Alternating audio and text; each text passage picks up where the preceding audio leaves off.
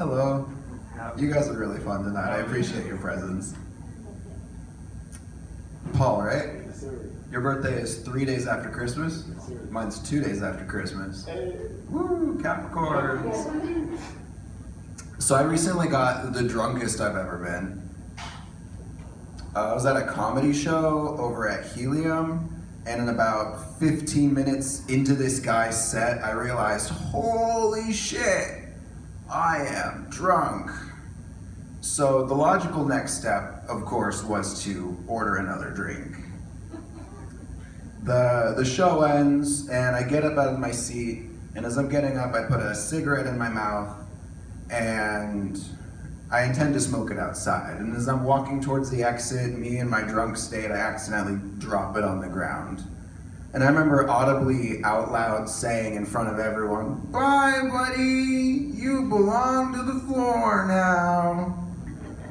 So I eventually get outside, I stumble around downtown for a while, and I eventually make it to my car.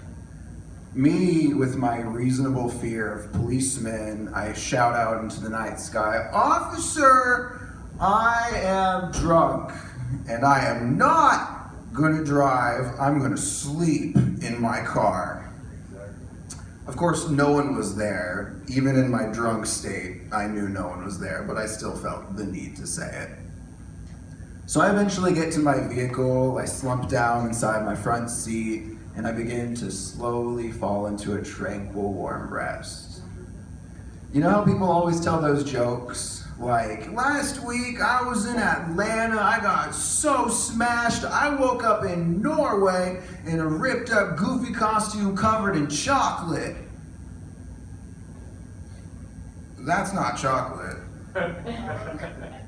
Well, I fall asleep and then I enter into this dream, and in this dream, I'm... Is it still recording? Yep, I got it back on for you. Cool, thank you. Appreciate it. So in this dream, I'm back in California because somehow drunk me managed to get me all the way back to California. And so I wake up the next morning, and before I even open my eyes, I groan out loud, "No, I don't want to drive back to Indiana, it's too far." Because I still thought I actually drove all the way to California. But I look in my side view mirror, and to see that downtown Indianapolis is still behind me, I'm quite relieved. So other substances that I find quite fun that people tell me are bad for me. I recently cut down on smoking cigarettes. No, I don't really vape. Not for any particular health reason. That's not what I'm concerned about. I cut down on cigarettes because of my wallet. I think my favorite thing about talking to older gentlemen is they'll tell me these stories like, "I remember when cigarettes were 25 cents. I always told myself that when they got $2, I would quit." And then me at the healthy young age of 22 to start smoking, I say, "I remember when cigarettes were this price, and they're still this price." I appreciate people who want me to quit smoking, because I remember when I was a tiny kid that when I saw smokers, I would want them to stop, because I was always told, smoking is bad. One day my coworker comes up to me as I'm leaving work, cigarette in mouth, and she comes up to me and she's like, "No, stop it, no, you're beautiful."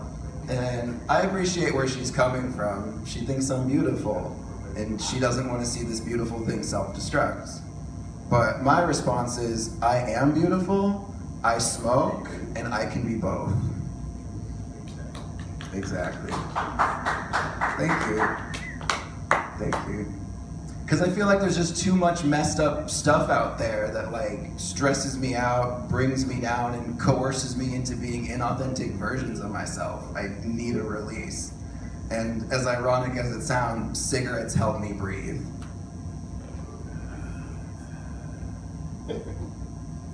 Like, my philosophy is create a better world where I feel I don't need to smoke cigarettes anymore, and I'll stop smoking cigarettes.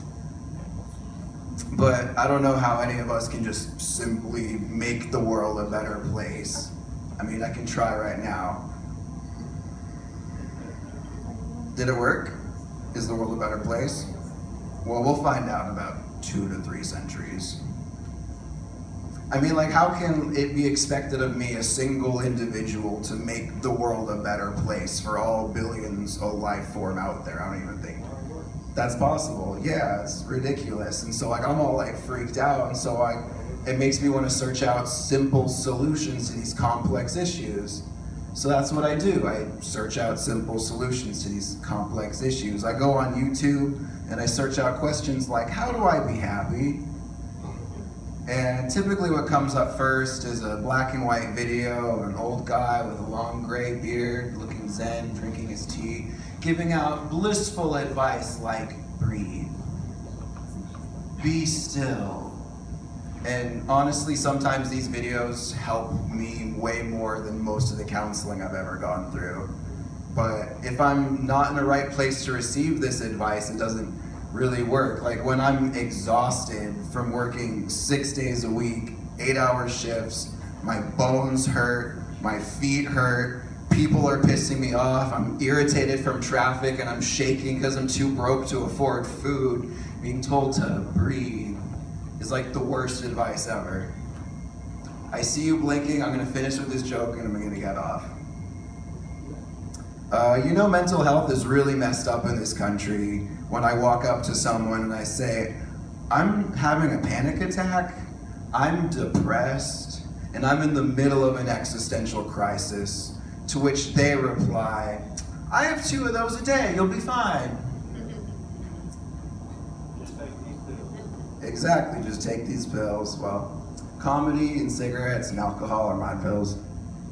Thank you, everyone. Give it up for Zola Aych Croft. Oh yeah. That drinking thing can be a real mother, you know? Like 2 turns into 50, and the next thing I know, I'm falling asleep at some 9 to 5